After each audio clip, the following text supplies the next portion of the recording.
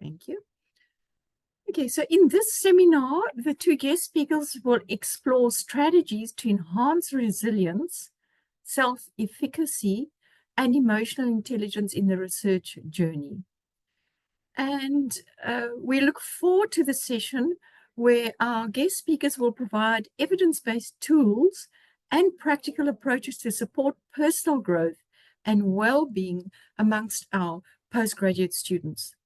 The EQPE project members believe that fostering a sustainable personal development is a core skill required for students to succeed in higher education context. So with that then, once again, and I've seen more people have joined, heartily welcome to the colleagues who are joining the EQPE Commerce stream.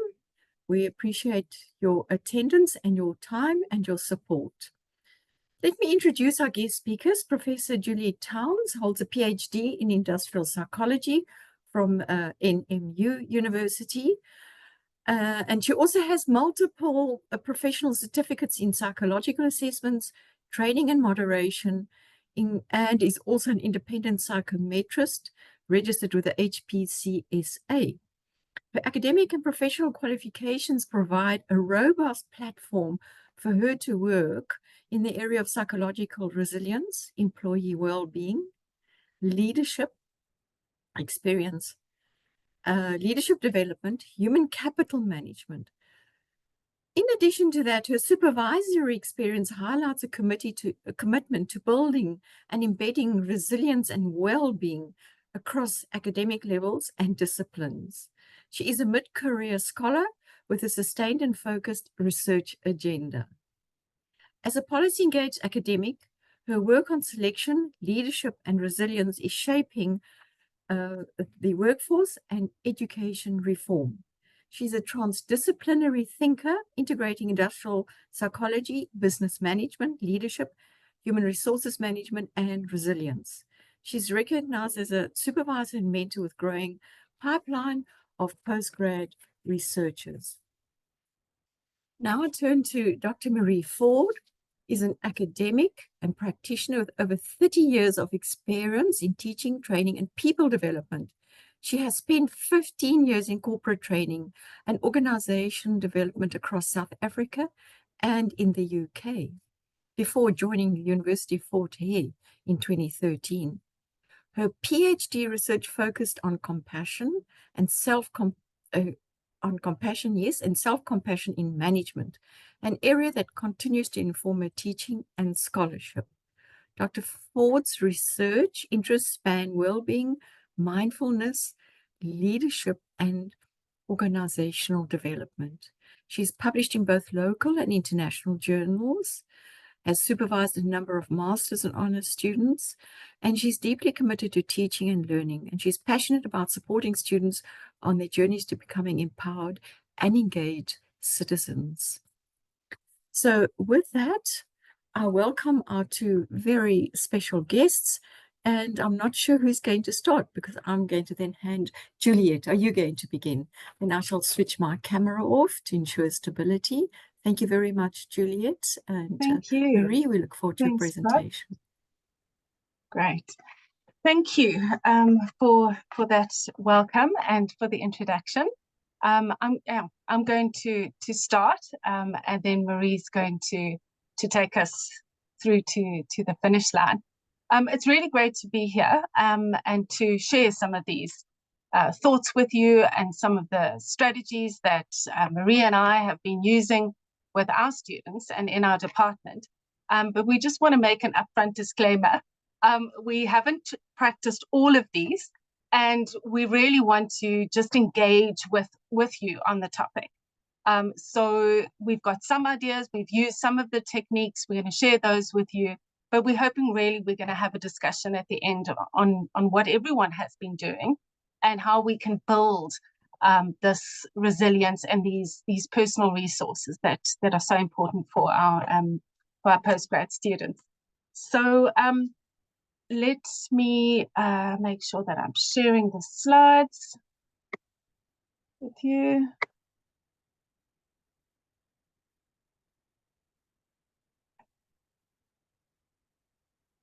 All right. So we can see those. It says on my side that you can. So I'm hoping that is true. Okay. So yeah, I'm going to start, as I said, and then Marie will continue. It's not. There we go. Okay. So we'll start off with just a bit of few statistics. As you heard from the introduction, both Marie and I work in the industrial psychology / business management space. We work in decent work, well-being. You heard the story. So these statistics are fairly known to us, but mostly in the employee, in the workplace context. But it does bring to mind the aspect that our postgrad students are the future workers. But we are used to looking at these statistics and going, okay, so this is what's happening in the workplace. But when we saw this statistic, we got a bit of a shock, because that's really high. I love graduation. I mean, it's the two best times of the year for me, when we go and we celebrate what our graduates have done, whether undergrad or postgrad. It's wonderful, but we also don't realize how many of our students do drop out, until you have a look at a statistic like that, and then it really starts to come home. And so what that brought me thinking about was what is working for our students and what isn't working. So I was part of the TAR project last year and finishing off this year, and we have to do a change project and an initiative. And so I thought I would have a look at these aspects. And I did have some preconceived ideas. I did think that I would find certain things, but I wanted to be sure. I didn't want it to be hazy and an assumption. I wanted to be clear on what were the students actually saying. Now, this wasn't just on undergrad students, it was postgrads as well. They were final year students, but just under half were postgrads. I surveyed 400 odd students in a survey, and then we had about 75 students in a focus group. And so half of them were postgrads. Now, this is obviously specific to UFH. And what we used was some PLA techniques in the focus groups, which I'm just going to quickly share, because it just highlights some of the aspects that did surprise.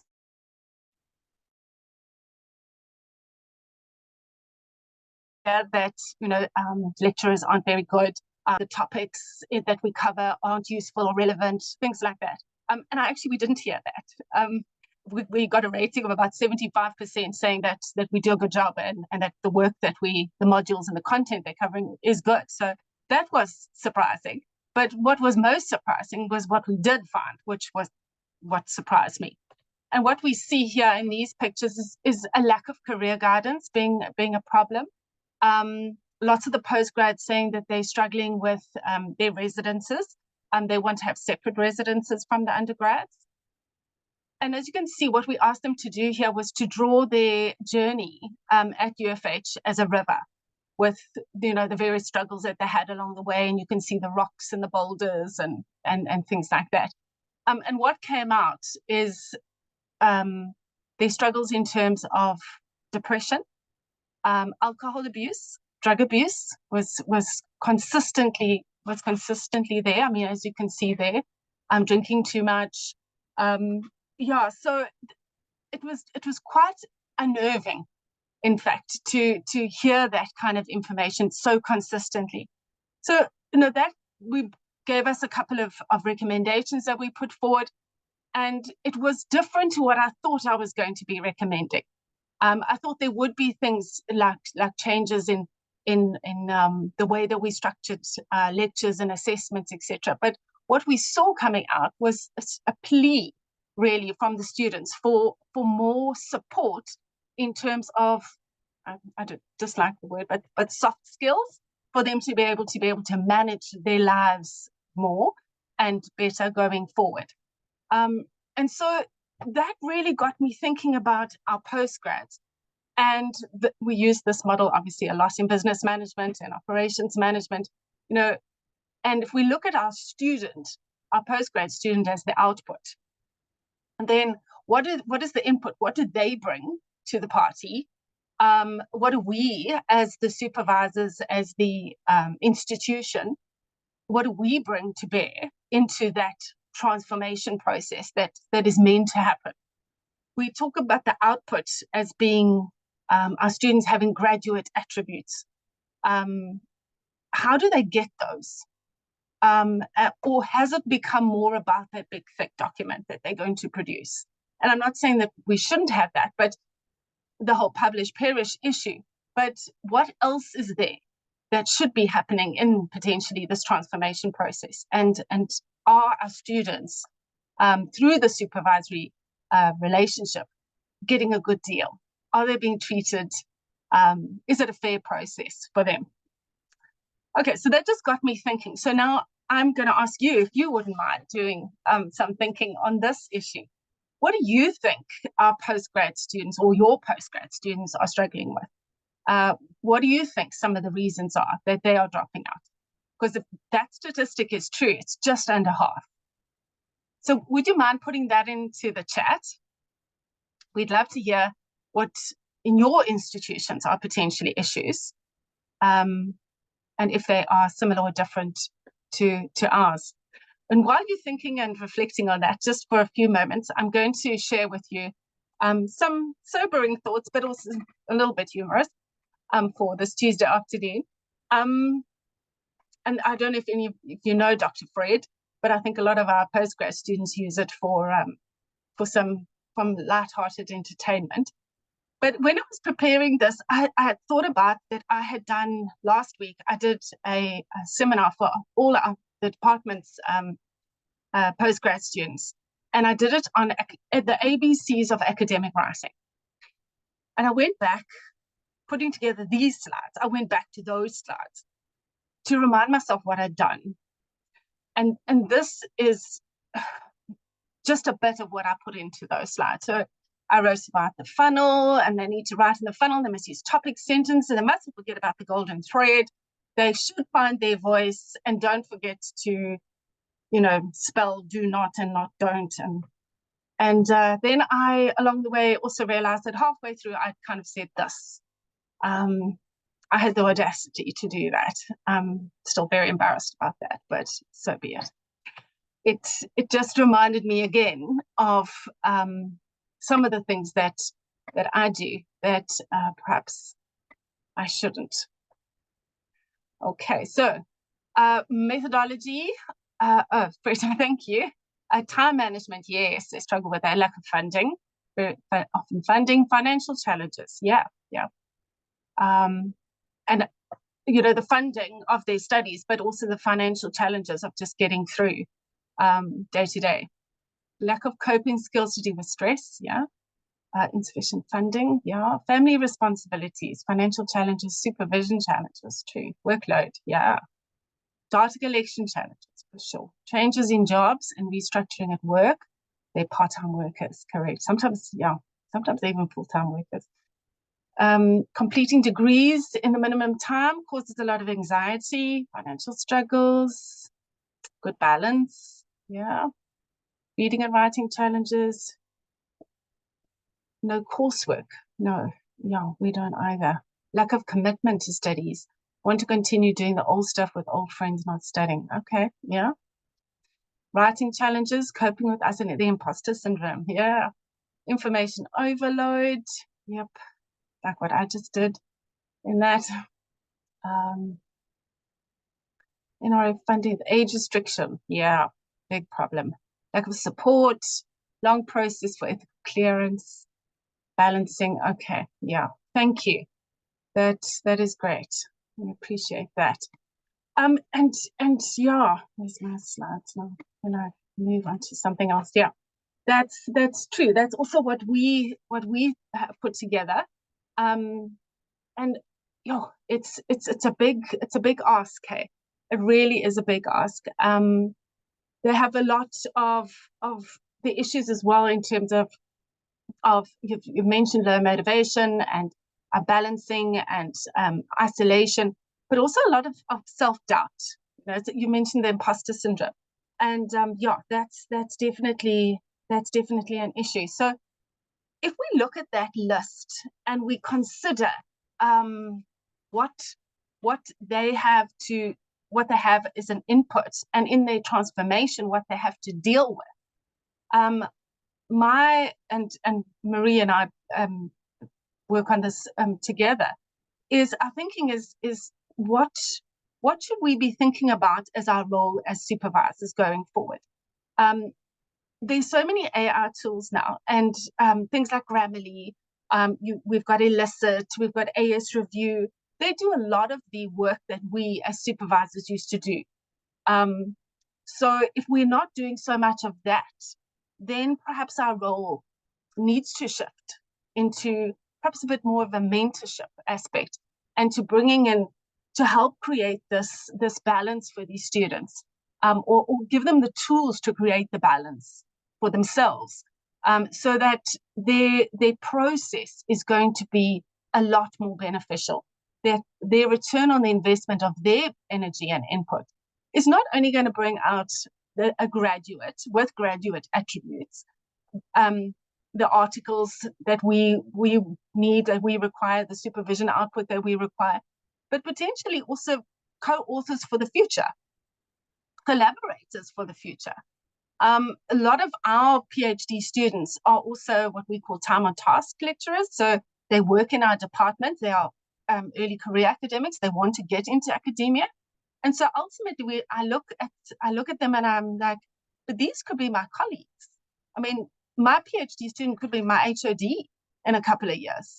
And so when we look at that, we kind of say, well, maybe this is the supervision relationship is actually more of a coaching, mentoring one. Yes, we do need to do some of the traditional research aspects to support our students, but also a good way for us to consider building the timber of the academics of the future. Okay, so this is what got Maria and I thinking about personal resources. It's a work that we do in our research and in our consulting, etc. But it's always been considered towards the workplace, towards to employees in the workplace. But then we started to turn it and say, well, as I said earlier, our postgrad students are the future workers. And so what about their requirement in terms of building that, especially given all the challenges that they have? So when we talk about their personal resources, and ours as well, is what are our strengths in terms of managing the challenges, and how it helps us to thrive. So not so much bouncing back, but bouncing forward. You know, bouncing back means you land up back in the same place that you were before. Whereas we're saying you're bouncing forward. There's a momentum that happens with that, and realizing that I've bounced from back there to where I am now helps me to keep bouncing. Versus if I'm just bouncing back, that's a mindset of I keep going back to the same place. Whereas we're wanting to actually create a sense in them. I've done enormous things already. Let me understand that and use that to help me to move forward. So if we think about our PhD students, they've done undergrad, they've done honors, they've done masters, etc. If you're a master's student, you know what I mean. But we need to help them to understand that and to appreciate that they have done so much already and they can build from that. So we just have a few, and there's a long list of them, and I think we could probably spend a couple of days on each one. But just as a way of starting the conversation about these personal resources, I'm going to now just go into the self-awareness and the emotional intelligence a little bit, resilience, grit, and their values, and then Marie will end off with mindfulness and some self-compassion. Okay, so why are these so important? I mean, there's the list, as we've said. There's the understanding of what not only the student can gain from it, but what we as the supervisor can gain from it, and obviously the institution. It makes for a better journey. It makes for potentially a quicker journey if they have these resources available to them and they are able to tap into them when and as they need them. So just a quick brief. I'm sure most of you are aware of these. Emotional intelligence is the concept of being able to understand your emotions, manage your emotions, and that rests obviously on a high degree of self-awareness and your ability to regulate yourself. Then you can move into having effective relationships with others. Grit is passion and perseverance, not only for long-term goals, but medium-term goals. That's relative. So what creates that passion? What creates that perseverance? Resilience, very similar, being the ability to adapt and to change fairly quickly. I heard at a symposium yesterday, Prof Townes was talking about our hierarchy in organizations, and we shouldn't see them as hierarchies anymore, but rather as amoebas. And it got me to think, but that's what we need in our postgrad students. Well, what I need to be an amoeba. It's something that can change and is flexible and can adapt to the situation, not just something that is inflexible and has to be done in a certain way. So how do we stimulate that? Motivators and values, those are those aspects that keep us going, that motivate us to keep activated. And then I'm also going to cover saboteurs, which are inner critics. Okay, so the emotional intelligence and self-awareness tools. For me, the biggest way to show that is to model as much as you can these skills. So sharing your experiences, I'm a little scared sometimes about the titles that we get given in academia. Because there's a sense that as you progress with these titles, that somehow you have through osmosis become an expert in so many things, and I think our students often see us like that, and that is problematic. My son last year had to do a talk on what his mother does, and he keeps me grounded, and I do have to keep reminding myself, but it's because you hear prof all the time, an assumption that you kind of know everything and do everything. But I keep remembering what my son said last year. He said, he gave a talk on it, and the teacher told me afterwards that he had said, my mom is a doctor, but she's not a real one. So that's always good for us to keep in mind, and for us to model that process of us not really being these perfect doctors and professors and know everything. Those titles, I think, often create an unrealistic version of who we are. But to show to our postgrad students that failure is a part of growth. I mean, how many times have I got an article rejected from a journal and struggle to figure out how to correct it, to make it something that is worthy of what the reviewers believe it should be. And so those kinds of things, to talk through the process. Okay, I know I said that I was going to give you feedback by Monday, but something else has come up, and being that honest version of an academic, that they feel that they can also say it. I got an email from one of my postgrad students the other day apologizing profusely that she hadn't submitted her chapter 3. And I knew she had also been doing data collection, and I was like, why would she feel that she has to apologize to me? Yeah, that troubled me, and I think that's not the way we should be doing it. There should be a sense of, yes, life happens, and it happens to us, and it happens to our postgrad students too. But that obviously is going to call for us to be very courageous, and I'm pointing many fingers at myself as I go through this. And I'm sure a lot of you are familiar with Brené Brown and courage and being vulnerable. But that's certainly the best way for us to model emotional intelligence, self-awareness, is for us to be that real person to our postgrad students, so that they too can understand how it is, and that it's not easy. It is problematic. doing that ABCs of academic writing, was listening to myself and going, I don't think you've even got academic writing down pat here too. So yeah, all right, but that's one aspect for you to consider, or that I try to adopt. Another one is, it's quite a simple one. It's called the energy cycle. So I do this with my students because when I discovered it, it really changed things for me. It's about when are your peaks and when are your troughs in terms of your energy cycle. So this is one example that I've just screenshot in here. But everyone has a different cycle as to when you feel that you can pay your attention, when you feel that you are capable of, I don't want to say being the smartest that you can be, but being, just sharp. Hopefully, you know what I mean. And there are times where you just, no matter how hard you read something, it just doesn't make sense.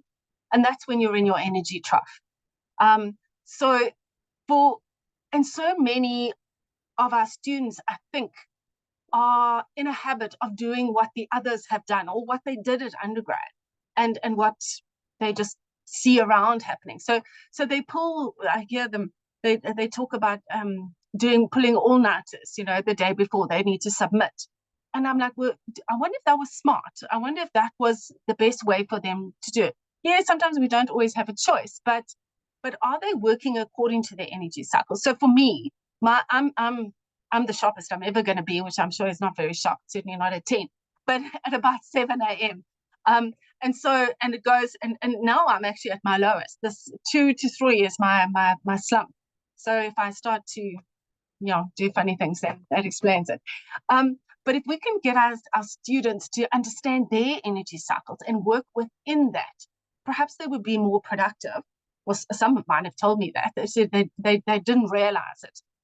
But now they can shift the way they are doing things and when they do certain things, and it's making a fairly big difference in their lives and their output. Okay, so that's some self-awareness aspects, just to help them to be more aware of who they are and some of their habits and what is working for them. In terms of developing grit and resilience, this is an aspect, and I alluded to it earlier on, about getting students to think about what has helped them to get through some of the difficult times in their lives. So a bit of a timeline exercise where you ask them, if they are a PhD student, how they dealt with the master's challenges.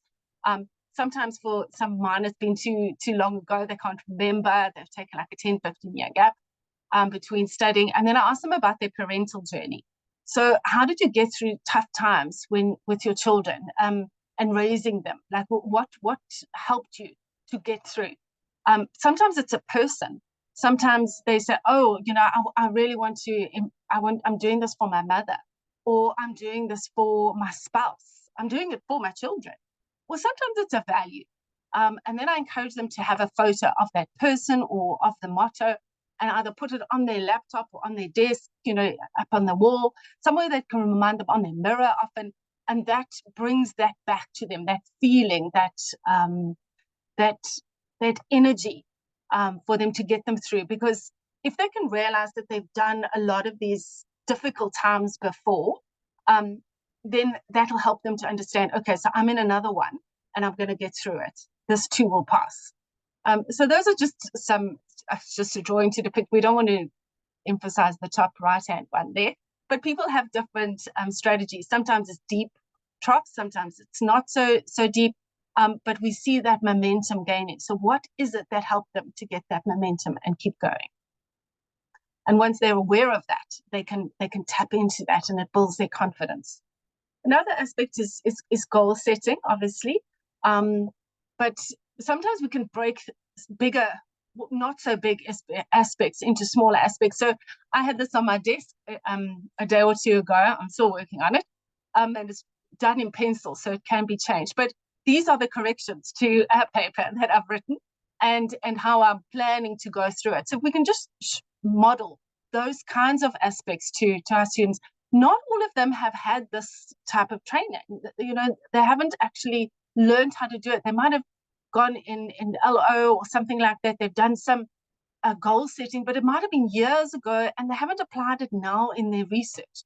And if you can just show them, maybe you should break this down into days, and you share that with me, then you feel a little sense of accountability, and I can follow up with you and check how you're doing. But it also makes a mountain not seem so enormously big. So those are some smaller ways to do it. And then obviously there's aspects like the Gantt chart. I do this with my postgrad students once they've got their proposal accepted. And it's a really nice tool for them and for me, because it helps me to make sure that they are being realistic with their expectations. Okay, so there is this tendency to feel, I'm going to finish, I started in March and I'm going to graduate in October next year. And then I say, okay, all right, let's plot it. Let's have a look in specific detail, step by step, how you're going to do that. And even them going through that process of breaking it down helps them to go, okay, so maybe I wasn't being so realistic here. And then we can work through that, and I can help them to understand, okay, if maybe you shorten this aspect, you could get through it a lot quicker, and etc. And it just helps them to understand, this is what it's going to take for me to get through. And if there is a hiccup along the way, maybe June or July, that means I might have to add that on to the end, because that work still has to be done, so it's going to stretch it out. And so I don't have to so much have to deal with the fact, their disappointment or their disagreement that they're not going to be ready for graduation at a particular time, because they can see it for themselves, and we review this document, and it helps them to keep themselves on track, and to keep their confidence going as they make the various steps. And then there's the good old-fashioned positive reinforcement. I started this quite a while ago. It's just sending sometimes humorous snapshots, but sometimes ones that help them, I think, just to check, are they on track, how they're doing. So I send it to all of my postgrad students. I don't always get a response from all of them.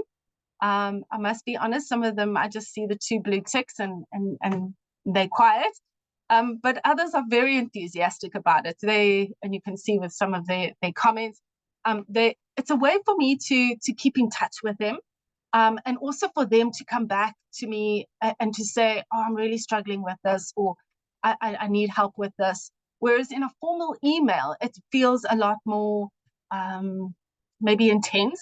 Whereas in a WhatsApp, they feel like they can actually be more personal with me sometimes. And it's a great way, especially if I know they're going through a difficult time, either with children or sometimes a data collection, then they can share that information with me. So one of my PhD students is doing a study on resilience in leaders, and she was interviewing our two DVCs and VC, and she was extremely nervous, and it was a wonderful way for her to just release her concerns, her anxiety, and then also afterwards to tell me like how it had gone, because she could do it on WhatsApp, because I'd prompted her with some thoughts like, how's it going, and it's always open. I don't ask a question, I'm just saying, how's it going, I'm thinking of you. Yeah, this one, I have to be honest, I haven't tried, but I think I'm going to do it with some of them fairly soon. It's only got 10 statements, and there's the link that you can click on, and we will share the slides with you. What I'm thinking of doing is, because it's only 10 statements, is ask 1 or 2 individually, but to get them to sit with me and we go through the 10 statements, because that's fairly quick, and to not so much worry about the score. I don't think that is as critical as understanding their responses to the 10 statements. Because as I went through them, I was like, okay, that would be interesting to know how they would answer that. So are they easily distracted, for example? And because sometimes our postgrad students, our PhD students, are also TOTs, and they also want to collaborate on other projects. And it's always a difficult balance to understand whether that's a good thing or not. And so perhaps with the grit scale, we can get that balance correct, or better, and help them to understand how we feel and how I feel, and potentially what some of their challenges would be in terms of perseverance. The values, it's called the values card sort. I often send it on email to my students, and I give them a list of values, like you can see at the bottom there, in the bottom right-hand side. And I ask them for their top 10, and once they've got that, I ask them for their top 5. So just that I can see, and they can see, what it is that motivates them, what is critical. And often they're very surprised by what they say is their top motivators once they've gone through the exercise. I don't do the card sort on the table, because I want to give them time to really reflect on it and to think about it. But you could do it that way if you had an orientation session or something like that. You just cut them out and put them in a pile, and then they work through it. It's a nice exercise. I haven't done it with postgrads. Also, a lot of ours are not in town. They are all over the world. So doing it on email is good. But for me, their response in terms of, okay, I understand now what actually motivates me. Sometimes in the busyness of life, we don't actually ask that question of ourselves and of our students, and I think that can be really good. And then you can link it in with their research. If they can see a link between their research and their values, then they're going to be motivated because they can see that link. Sometimes it's clear from the beginning for them, but other times they're, oh, okay, I didn't realize I've chosen this topic because it actually links into my values. And then that is so much more inspirational for them. And my last one then is the saboteurs. And I only stumbled onto this last year, going through the Women in Leadership program. My coach introduced it to me. And your saboteurs are the voices in your head. And once we know what they are, it's that self-awareness again. We can start to combat it with compensatory positive self-talk. And we can understand why sometimes we trip ourselves up, which we obviously do. There's also positive intelligence. So you can take the assessment and then ask your students to take the assessment themselves, and they can then send you the results, and you can have a nice discussion about it and share your own, potentially, if you want, with them. This one is a bit longer. It is 50 statements, so it does take a little bit longer. So you just need to bear that in mind. But this is the kind of results you're going to get. Those are the saboteurs, and you're going to get a result in terms of your responses, and your postgrad student will get a response based on their responses to these. So with this one, a stickler of 9.4 is going to be a perfectionist. Okay, it's going to be somebody who's going to be very self-critical and not wanting to potentially release things until they are sure that it is perfect. Now, just to think about the student-supervisor relationship, there would be times potentially that the supervisor is a stickler. But what do you think would happen if the student scored 1.9 on being a stickler? And how that potential conflict could be challenging, because the supervisor wants it to be perfect, and etal must have a full stop every time, and it must be in italics, and the student is, what? I don't understand. Okay, because their saboteurs are different. Okay, so with that self-awareness, the supervisor can look and say, okay, you need to calm down on this aspect because it's not so critical for the student. And maybe we need to get a language editor to help us with that going forward. And you can start to see why there is certain challenges in the relationship and certain conflicts, and how much you are the same and how much you are different. And that could help you build your relationship. The pleaser aspect is also quite a critical one, and the victim. So if that is the self-talk of your student, which I do think some of mine have that as a very high saboteur. The person I was talking about earlier that sent me an email apologizing profusely for not submitting their chapter, I was like, oh, okay, maybe, and I haven't done this with her, she is a higher pleaser, than I had thought, and that is the issue. So it raises this information that brings not only awareness and hopefully better ability to build a relationship between you and your students, but also helps them to understand where they're coming from and what could be potentially tripping them up, and also that they need to pay attention to going forward. Okay, so yeah, it's that supportive self-talk, and how this shows up in the research and in the relationship between the supervisor and the student. Just that link is just to show you the assessment, if you do it, provides you with information as to how to deal with those saboteurs and how that links. But that's a bit too much detail for our session today. Okay, so that is the end of my aspect. I'm going to hand over now to Marie. She's going to take over, and then at the end, we'll come back and have any, if you've got any questions that we can help you with. Okay, Marie, you happy? I'm going to switch my camera off. Can you hear me? Yes, I can. Yeah. So just tell me when you want me to move my to move the slides. Okay. Okay.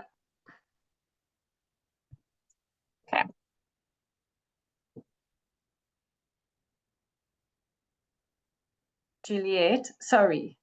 Can you hear me? I can. I can hear you. My connection seems to be unstable.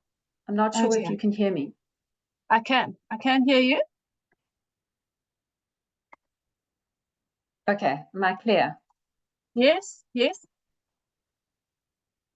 Yeah. Go ahead. Okay. Brilliant. Thank you. I was doing absolutely fine, and then right at the crucial moment, I lost connection. So I've just moved. I think it might be this wind. Good afternoon, everybody. A good afternoon from me. I am a senior lecturer at Fort Hare, and I'm also a mindfulness, an accredited mindfulness facilitator. So I am speaking about mindfulness and self-compassion because they kind of very personal to me. I've run mindfulness-based stress reduction, so the MBSR program. I've run that with Fort Hare students in the past, and I'm also an active part of our mindfulness community in East London. So these, in terms of personal resources, these two, my PhD was also on self-compassion. So mindfulness and self-compassion are very close to my heart, which is why I'm talking through them. So I'm just gonna speak about each of them, and then I'm just gonna say a little bit about the science behind them, because there is a lot of science in terms of the benefits. And then we're just going to do a meditation practice so that you can get, some of you may be very well aware of these concepts and the practices, but some of you may not be. So it's just to give you an idea of the kind of practices that we can do for ourselves, as well as introducing our postgrad students to this. Juliet, I don't know if you can go to the next slide. I'm going to start there. I'm going to start with mindfulness. Thank you. So, I mean, one of the really amazing things about both these concepts and these practices is that they're actually really simple. Mindfulness is about paying attention on purpose and in the present moment in a non-judgmental way. So what this means is that we embody, or we embody our lives. We're in our lives in that moment as it unfolds. And why is this a big thing? Because you might say, well, you know, where else could we be? But in fact, what we tend to do is we spend a lot of our time in the future or in the past. So we're either worrying about stuff that happened in the past and wishing it hadn't happened and regretting what happened, or wondering why it happened, or we're worrying about the future. We're saying, oh, what if this happens? Things that may never happen. We're planning for the future. We're trying to control outcomes. So what we don't tend to do is to spend time in the here, in the now. And the practice of mindfulness is about cultivating that awareness of how things are in the present moment. And the attitudes that were up in the previous slide, and I've gone over them because I don't want to talk through each of them specifically, but one of them is about being non-judgmental. So allowing things to be as they are. And that doesn't mean that we can't go out and change the world, but that in moments that we're cultivating moments where we are simply here, exactly where we should be, and being with things as they are. So John Kabat-Zinn, who is the kind of founder of the mindfulness movement, speaks about letting things be. And that's this idea of non-judgmental, being non-judgmental. And the thing for us as academics, as knowledge workers, is we spend a lot of time in our heads. That's our work. Our work is concepts and plans and ideas and analyzing. And so what this leads to, or it can lead to, if we don't take breaks, is this mental fatigue and burnout, just so much stuff. We're so in our heads that we're actually not aware of what's going on around us. How much of our lives do we spend on autopilot, just habitually going through the motions, you know, where we end up somewhere, we go like, oh my gosh, I don't even know how I got here. I drove here, so I'm sure I drove safely, but I'm not really sure. I wasn't present in those moments. And the science behind this is that if we're constantly thinking, constantly planning, constantly trying to control, we end up with high stress levels, high cortisol levels, because we're always worrying. And so practicing mindfulness allows us to stop, to take a breath, to pause, and to just allow things to be as they are. So in terms of the science behind mindfulness, it has been linked to well-being, all different forms of well-being, emotional, so increased positive emotions and decreased negative emotions, and social well-being as well, so better interpersonal relationships, as well as more meaning and significance in your lives. And then there are other cognitive benefits as well, which are really important for us as academics and for our postgrad students. So increased mental capacity and better memory, better attention. So obviously all these things, these potential benefits that come from just small practices that I'm going to show you. So then if we move on to self-compassion, Juliet, if you can go to the next slide. Thanks. So what is self-compassion? Self-compassion is it has its basis in mindfulness, so it is about awareness as well. But it adds another layer because it's a specific kind of awareness. It is tuning into our own suffering, our own difficulties, and shining a light of compassion towards ourselves. So treating yourself with the same kindness and love that you would towards a good friend. And if we think of, and there's a clinical psychologist who's done a lot of research in the area of in brain research, actually, and he speaks about the negative self-talk, the critical voice that we have inside our heads. And there's a lot of Kristen Neff, who is the main researcher around self-compassion. There's a lot of myths out there about self-compassion. So people believe that they need to speak negatively, speak harshly towards themselves, that this is motivating.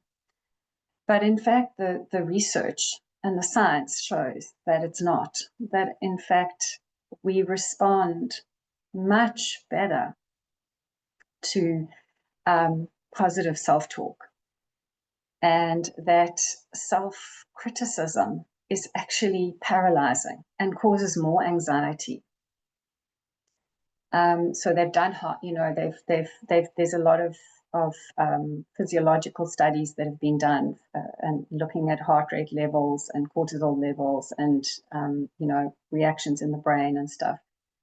And so both mindfulness and self-compassion practices reduce the heart rate.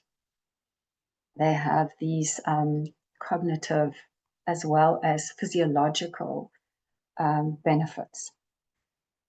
So Kristen Neff speaks about self-compassion so there's like a 3-step process where you tune into your own struggles, and that you become aware of. So you start naming your emotions. What are you feeling?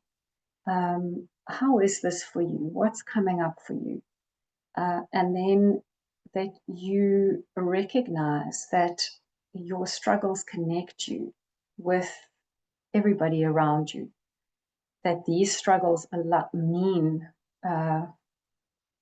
that you're human, because everybody struggles. So there's a part of this self-compassion process which is about tuning in to the struggles of everyone around you as well, being aware of how this is what makes us human. And then the last step in this process is about mindfully engaging around what would be the kindest way to proceed for me at this point. So instead of going over and over negative with the negative thoughts and kind of over-identifying with our pain or with our challenges, we proactively ask ourselves, what would be the kindest way to proceed?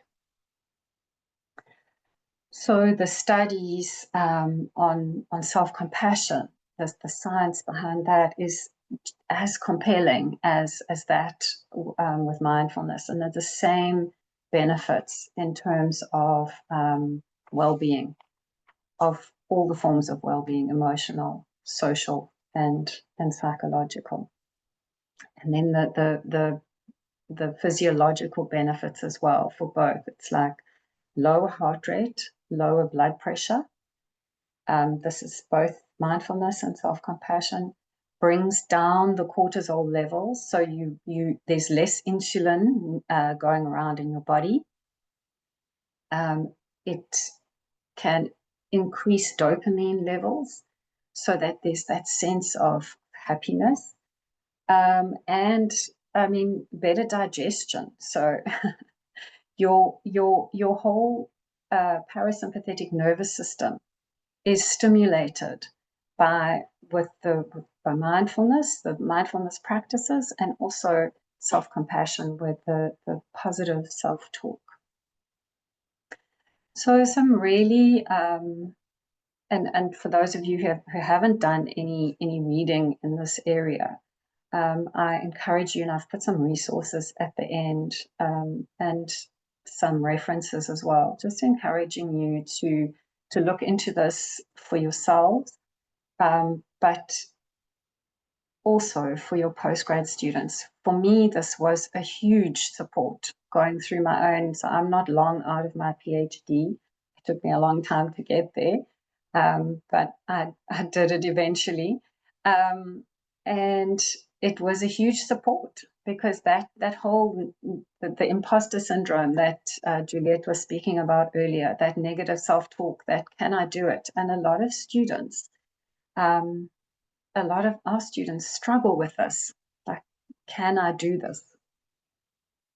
And these are practices that can help them to really tune in and develop a different way of being with themselves and with challenges that arise, and give them that the resilience. So these things, the compassion, self-compassion and mindfulness are both very closely linked with self-awareness, self-management, resilience, grit. These things are all interlinked. But one of the very powerful things about both of these concepts and practices is that they are both states and traits. So they're both personality. They can be personality traits, and you can be a self-compassionate or mindful person, but you can also cultivate them. And what's amazing is that the research shows they can be cultivated quite quickly. You can start, like when you look at the intervention studies, you can actually start feeling the benefits in your life from very early on in the practices. And I think what's important as well to say is that neither of these require hours and hours of meditation, of sitting, of in a mountain, on a mountain somewhere. They are practices that can be weaved into your day, on a day-to-day, in a moment-by-moment basis. So what I'd like to do now is to just take you through a short practice, and we will, I'm going to kind of move from the one to the next, just in about 10 minutes, I think. And then we'll move to a kind of question and answer session as well. We'll move to kind of just some thoughts, and we'd love to hear from you in terms of your thoughts as well.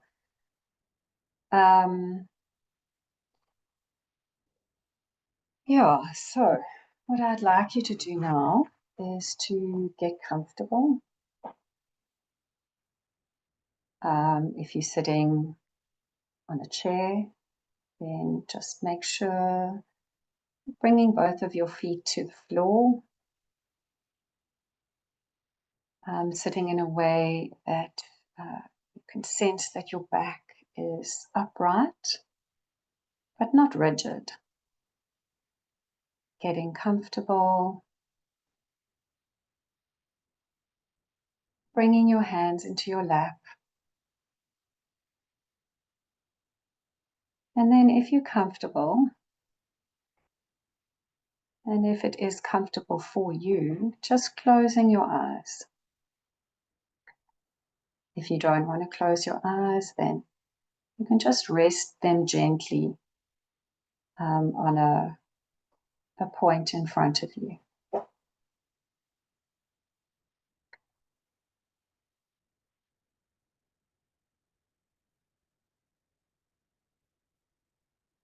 And now bringing your awareness to your breath.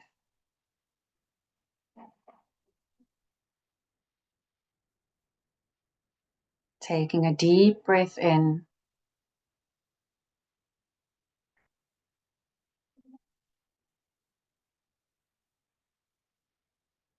And releasing it.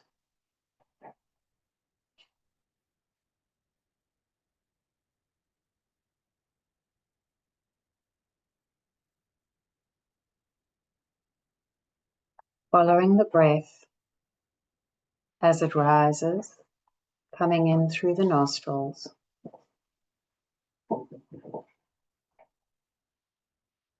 Feeling the chest rise. And going out through the nostrils. Feeling the chest fall.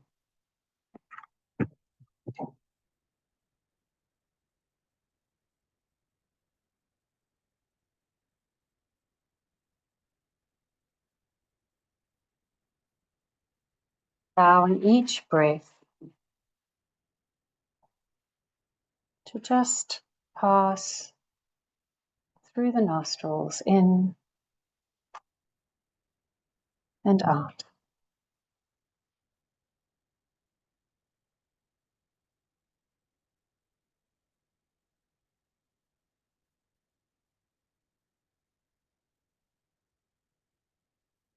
Bringing your awareness to your body and feeling the seat of your chair beneath you. Getting a sense of your feet grounded on the floor.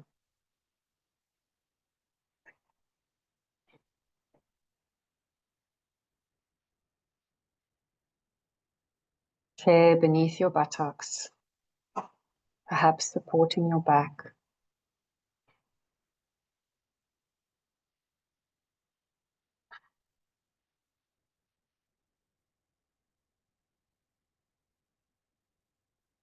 And just seeing if you can relax your body.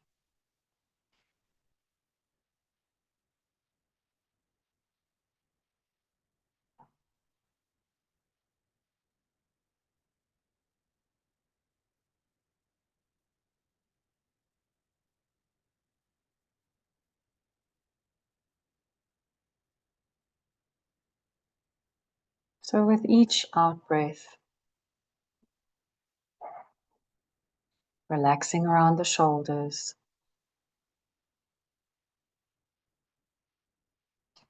relaxing in the hands,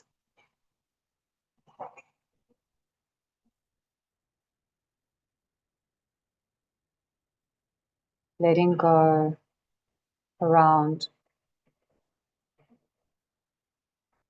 just letting go of tension that you feel.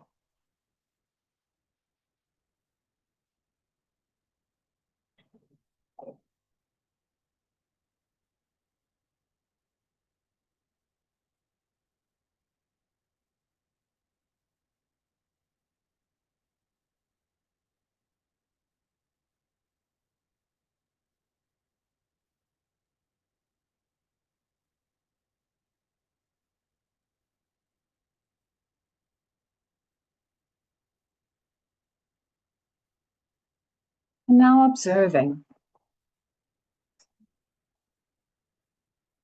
what's coming up for you. What emotions are present with you?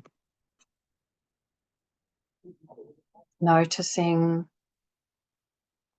there may be curiosity, there may be boredom, you may be wondering where this is going. Just noticing whatever's coming up for you and letting it be.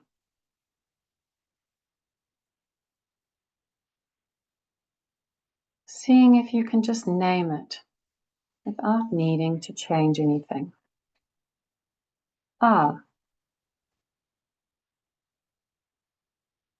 This is boredom, or this is interest.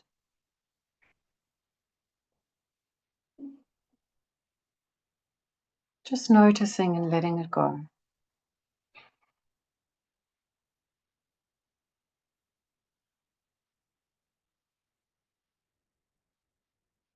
And noticing how your mind has wandered. So you may be thinking of things that you might need to do in the future, or worrying about something that might have happened this morning. Noticing where your mind has gone. And each time you notice, bringing it back to the breath. Seeing if you can follow the breath all the way in and all the way out.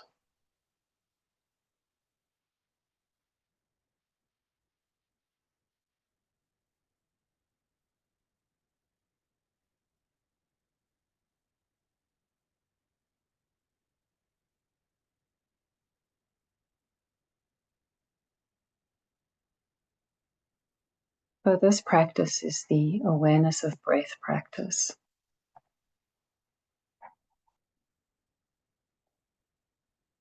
And we can merge this with the stop practice.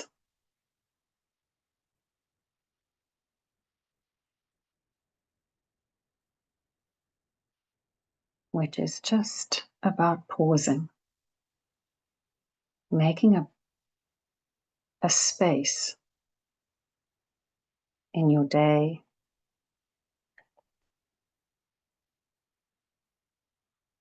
where you take a breath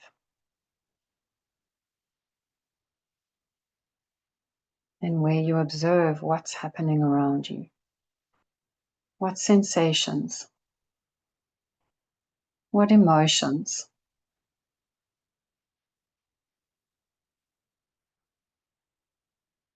And that allows you to proceed into the rest of your day with intention. Rather than reacting, you are responding.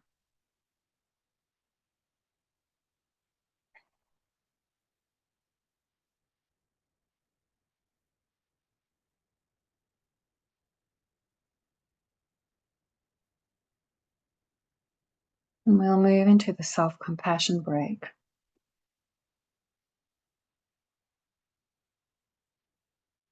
But just taking a moment to center yourself again. Becoming aware of your body in the chair, feet on the ground.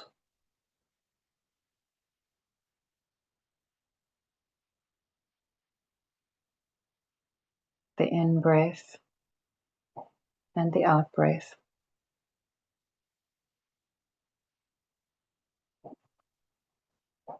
And now bringing to your mind something that feels a little difficult for you. Something that maybe you're worried about, a challenge that you're dealing with. And choose something that's manageable, that's not too overwhelming for now.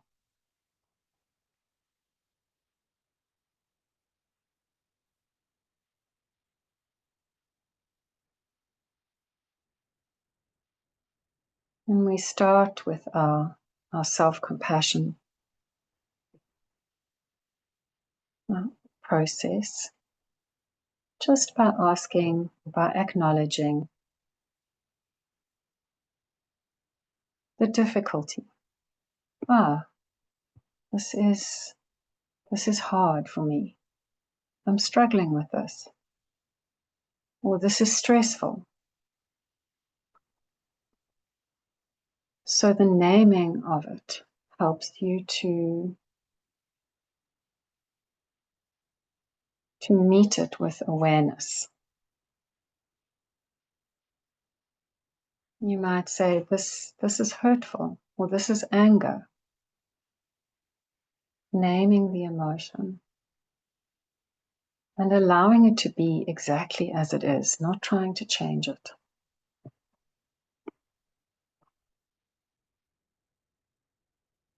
Just letting it be there.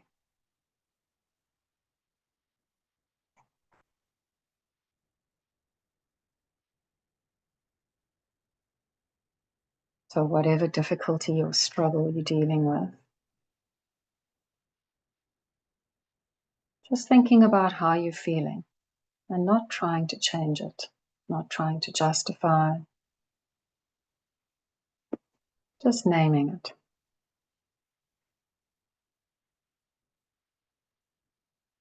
And then, if you can, thinking about all the other people around you who are also struggling. Friends, family, colleagues, people you don't know.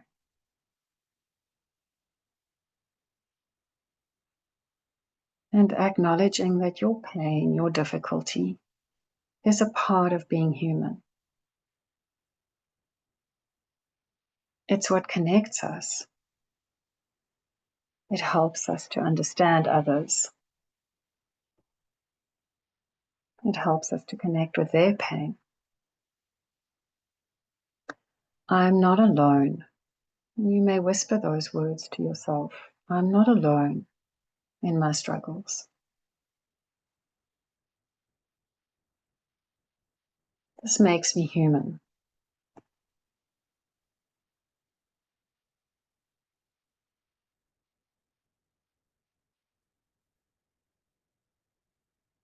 And the last part of the process is just placing a hand on your heart if that feels comfortable, or any other comforting gesture. So maybe on your arm or on your leg, whatever feels comforting for you. So the last part is about comforting yourself, offering yourself words of kindness, like you would to a good friend. May I be kind to myself in this moment.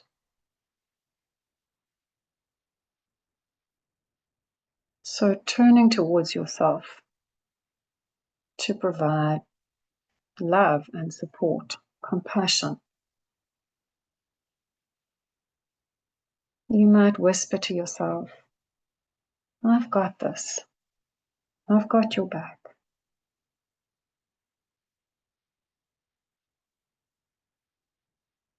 I'm here for you.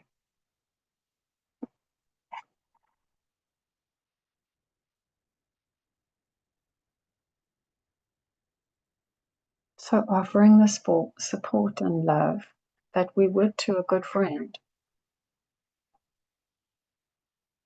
but offering it to ourselves.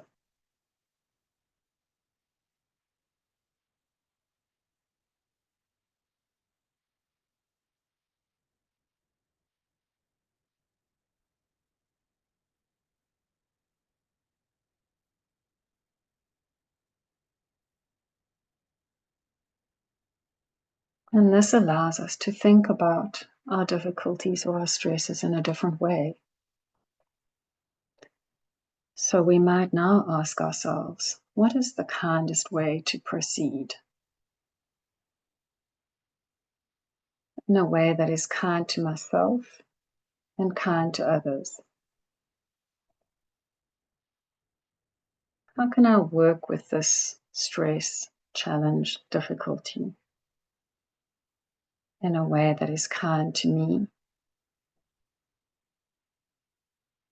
and kind to others? So what is the kindest way to proceed?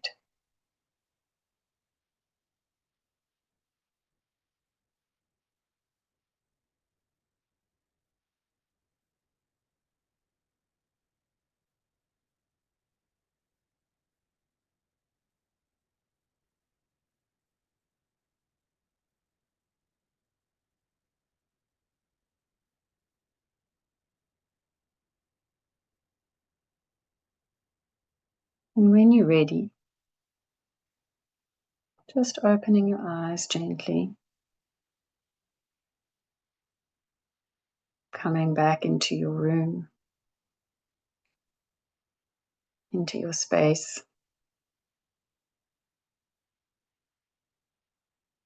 Taking a deep breath in, releasing your shoulders on the out breath.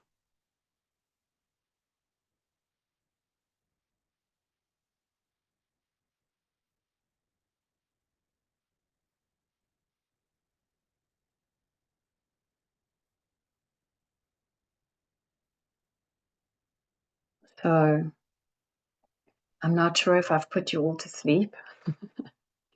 It's my first time doing this virtually. Juliet, are you still there? Have I put you to sleep? I think we can definitely not. we can move on to the next slide. Oh, there we go. Getting some reactions. Yeah, it is very emotional. Thanks, Tandazile. Yeah. Thanks, Anthea. It's yeah, definitely is.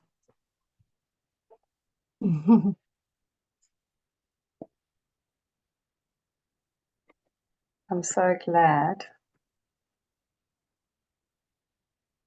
Yeah, that's great. Juliet, can you? Yes. Thank you. So I think what's really, I don't know if you all need a little bit more time to come back into the room.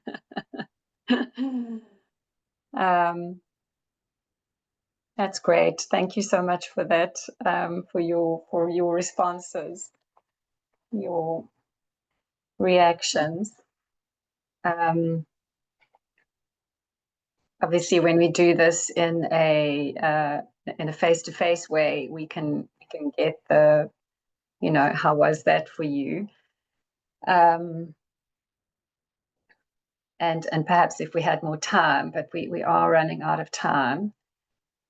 I think what's always interesting for me is how just a short moment of resetting can change the way you then go into the rest of your day. And it's like the balloon analogy, is that when stress, you know, if you're dealing with stresses throughout your day, which are filling your balloon, and if you don't release air, if you don't allow time for that rest and relaxation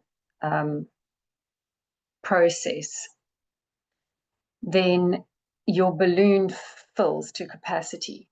So that by the time you get home and your spouse or your partner or your child does something, what happens is the balloon pops and you have no capacity for taking on any more stress or dealing with any more stress. So our practice allows us to release stress, to reset, and it doesn't need an hour. It doesn't need, as I said, a whole weekend retreat.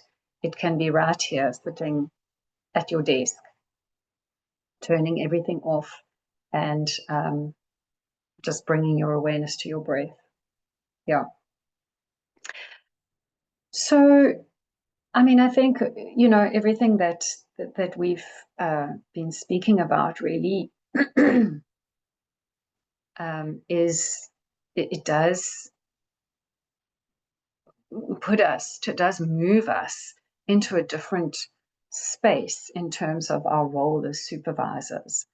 And Juliet and I have spoken quite a bit, is that in terms of, you know, we as academics are under pressure for our postgrad students to succeed.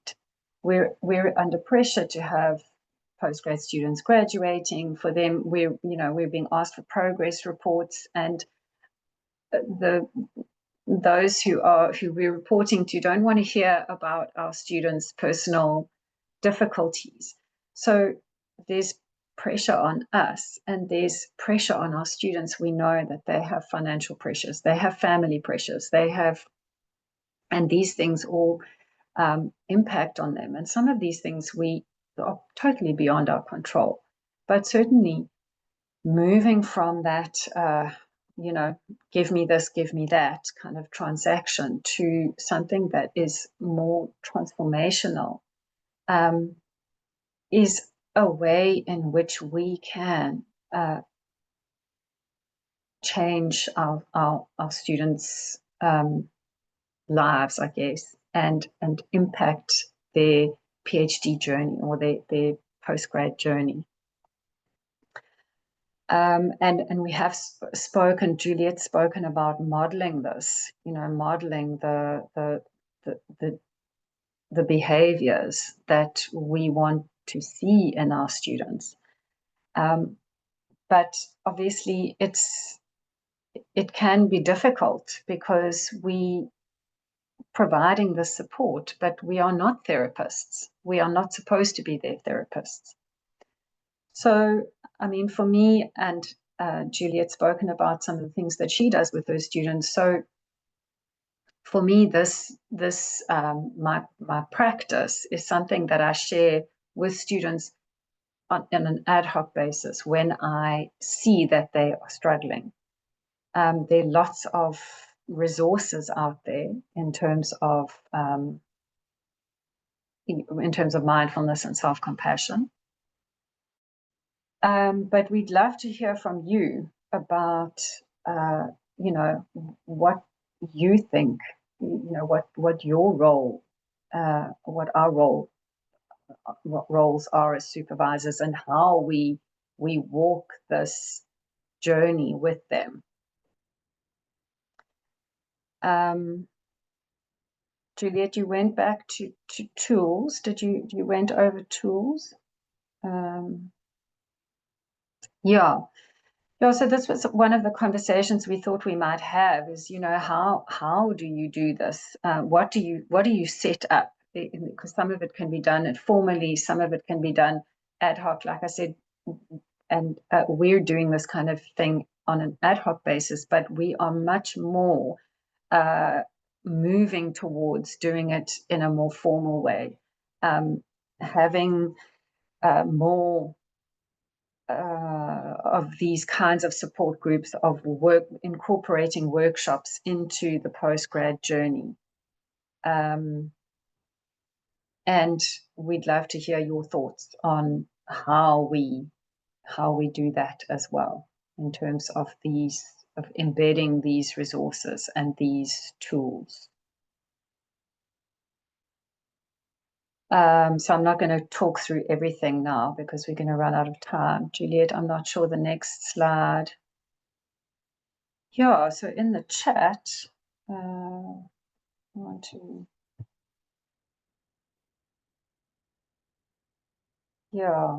relationship. I'm struggling to balance. Okay, was that still on? I'm not sure if anyone has shared their thoughts now in terms of building these personal resources. And then we'd love to know which of these tools that we have shared with you today will resonate. What are your takeaways, perhaps?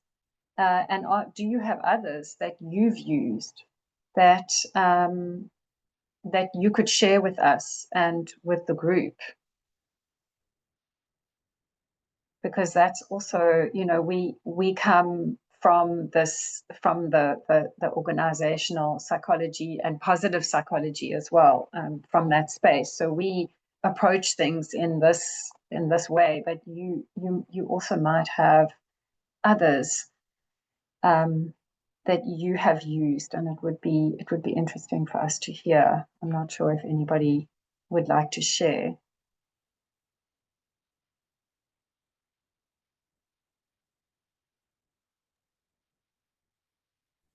Yes, thank you, Juliet. Thanks very much, Marie. I think we are, if others would like to share, please do so.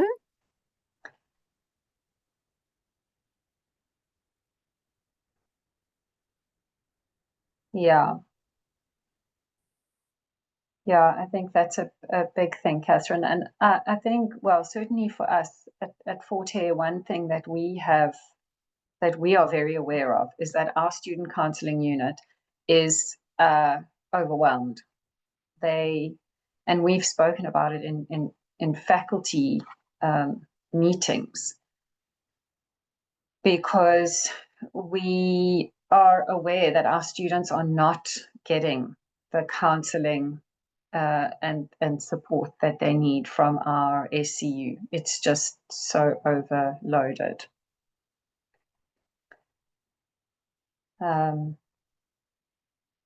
Thanks, Anthea. They'll make significant progress. Yeah. They matter. Good, thank you. Juliet, I'm not sure if you have anything that you want to add. No, I don't. But just to encourage everybody as well as My we are connection trying. seems to be still unstable. Your video is off, so yeah, we haven't been able to see you. But just to encourage everybody to try, as we have been trying, that we can. And I think that statement you've written there, Anthea, is so true. They matter as persons. That is critical, and if we have that mindset, I think we're going to go a long way, to helping them. Well, that's Maria and I have certainly found that. So yeah, thanks, Prof. Lo. I think that is the end. The end of the slides is just some of the resources. Thank you very much. Thank you, and thank you everybody for your attention. Thank you very much for sharing with us, and for all making your slides available. I think people would really benefit from that. It's been a fantastic session, just having the opportunity to better understand some of the challenges that you've been able to identify amongst your postgrad students, having a look at the recommendations in terms of workload, different aspects of workload, different psychological impacts, levels of motivation, and also the systemic challenges. So thank you for sharing that with us. And I think it's been something different for us in our commerce seminars. So we really appreciate you illustrating how mindfulness can help and calm someone down, and also for sharing your different tools that you use, your positive psychology, psychometric tools. I'm sure that they are available and for us to use generally. But as you mentioned, we are not psychologists, so we have to be very mindful of how we handle our students and how we share information based on the outcomes of these tools. So I just want to agree with you. And it's also very interesting how you indicated how we should move more towards a mentorship type of supervision and a considerate supervision. I just want to go back to one of the comments. One of the comments someone asked about emotional intelligence a while ago. How does one measure? That was Natasha. Natasha, are you still here? Natasha Naidu? Yes, hello. Okay, hi, Natasha. Yes, Natasha asked how we measure emotional intelligence. Well, Natasha, there are tools available, but to be very honest, I think many of them you need to pay for, and you possibly need to be registered as an accredited emotional intelligence, don't know what you would say, agent person. But I don't know, Juliet, maybe you can, or Marie, you could provide us with more information on that. Yeah, sure. And Natasha, it's true. There are lots of tools, but a lot of them they are expensive. But if from a development point of view, I think it's a great way to go, especially as you say in a young person, because you can help them to grow and understand their habits before they get into a negative space. But if you want to, you're welcome to email me and I can point you in some direction. At the end of the slides, I've put Marie and mine, our email addresses, and yes, Sharla is going to send the slide. Thank you for your question. Thank you. Juliet, could I please ask you to maybe, before you send the slides to Shiloh, to maybe just indicate the possibilities for EI instruments? I'm fully aware of some of them, but they're all accredited, so, but you might have other options for us to consider. Okay, you mean this just free online ones? Yes. Yeah, I think people might appreciate that, something that they can use. Okay, let me have a look. Thank I haven't put them in the slide, so I'll add a page where there are some free, almost kind of teaser assessments. So they're Yes, not they're not fully standardized, but it'll give but it will give an indication and raise awareness, etc. I'll add them to the slides and put them back. Yes, no problem. Thank you very much. Thank you. Colleagues, we've come to the end, but maybe if there's one or two questions. I know you've been commenting, so thanks for the comments. Thanks for participating in that way. I don't see any hands, but I'm seeing people applauding.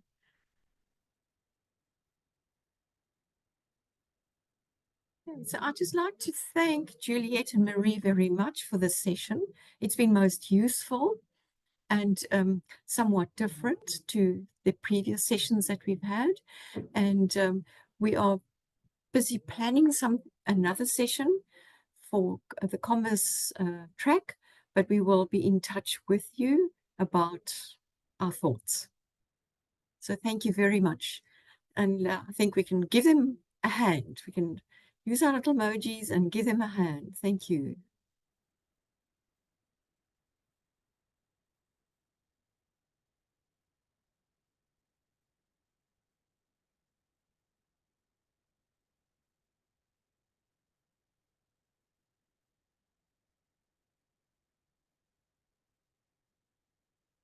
Okay, so thank you very much, Juliet, Marie, Shiloh, for organizing everything. And thank you for the participants who joined. And goodbye. Enjoy the rest of the afternoon and have a blessed time. Thank you. Bye-bye. Bye.